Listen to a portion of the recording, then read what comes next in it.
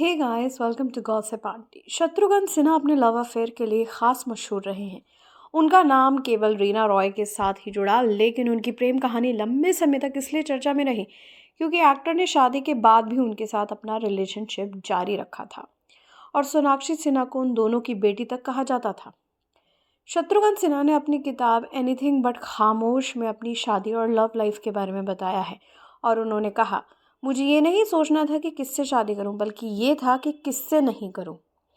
शत्रुघ्न सिन्हा ने अपनी किताब में इस बात का खुलासा किया है कि शादी के बाद भी वो और रीना कांटेक्ट में थे। इसके बारे में एक्टर ने लिखा था, ये मेरे लिए भी कठिन था क्योंकि अगर आप किसी के साथ जुड़े होते हैं तो उसे छोड़ना इतना आसान नहीं होता।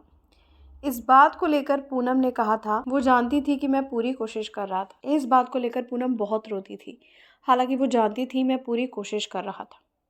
जब मैं रीना के साथ बाहर होता था तो मुझे ये सवाल सुनने को मिलता था कि तुमने अपना घर बसा लिया, तो क्या मैं सिर्फ एक खिलौना थी जिसे इस्तेमाल करने के बाद फेंक दिया।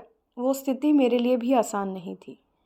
राजीव शुक्ला के साथ एक इंटरव्यू में शत्रुघ्न से ये सवाल किया गया था कि अगर वो और रीना रॉय एक रिश्ते में थे तो फिर अचानक पूनम से शादी क्यों की।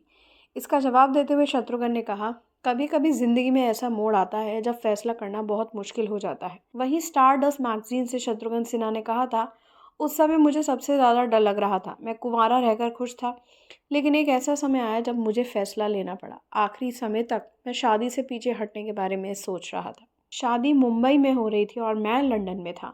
मैंने आखिरी फ्लाइट पकड़ी जो मुश्किल से मुझे शादी के समय तक पहुंचा पाई।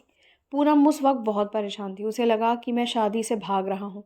पूनम ने हमेशा मेरे साथ अच्छा व्यवहार किया। अगर इस शादी में कोई भी कमी है तो वो मेरी है, उसकी नहीं। जाहिर सी बात है, शत्रुघ्न सिन्हा का ये कन्फेस करना कि शादी के बाद भी उनका रीना रॉय से अफेयर था, ये उनके फैंस को काफ़ी हैरान कर सकता है।